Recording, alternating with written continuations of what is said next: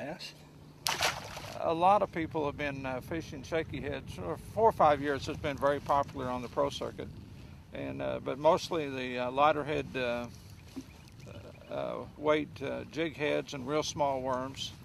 And I actually fished with a guide on Table Rock Lake, and for smallmouth and brownies, went up there, and Tim Sonato, and we were fishing, and I was doing the little deal on this, and Tim said, just hold the rod down and just slow reel it.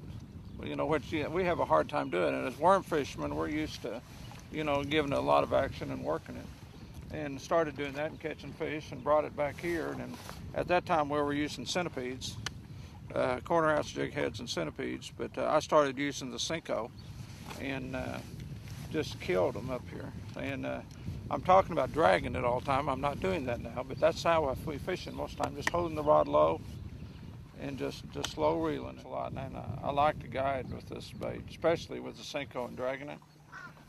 Anybody can catch them. Just throw it out and drag it on the bottom and get a bite. It's not rocket science.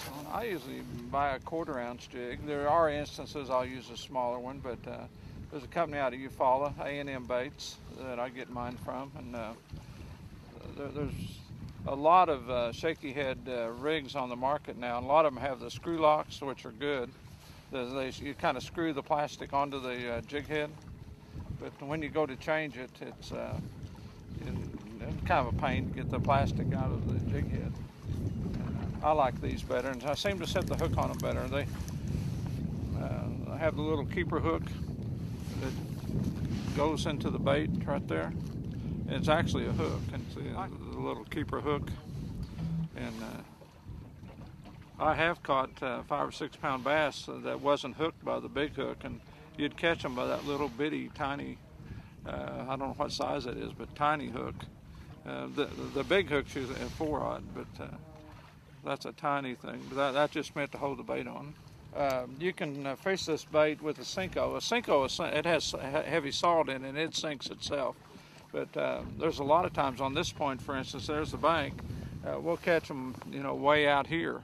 As long as you can drag the bottom. If it's 15 foot or shallower, where you can drag the bait on the bottom, all you have to throw it out and just slow reel it, and the fish will hit it. Right now, the fish are a little bit more toward the banks. Most time I'll use a 5-inch Senko, which gives the bait a lot more weight, and it sinks a lot more because of the heaviness of the Senko itself. The people that don't get bites on it are the people that, you know, they're fishing it real fast, and they think they're going to the bottom and they're not.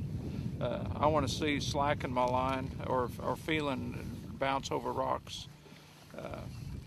And that's one of the keys to catching fish on it is you really need it to be coming through something to be the most effective. If you get on a bank where it's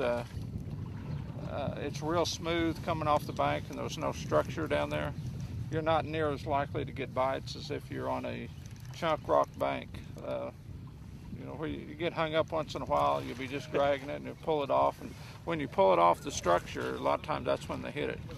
You feel a little tick, which is different than bouncing off of a rock. Or sometimes your bait will just feel heavy. You know, you pick it up and it just mushy feeling. Anything that doesn't feel right, set the hook. I was told a long time ago they don't have hands, so if you feel anything different, you know, set the hook.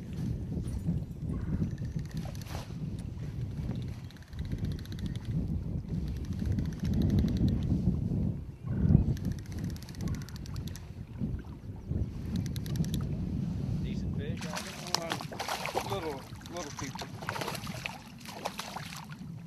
Look how fat that belly is.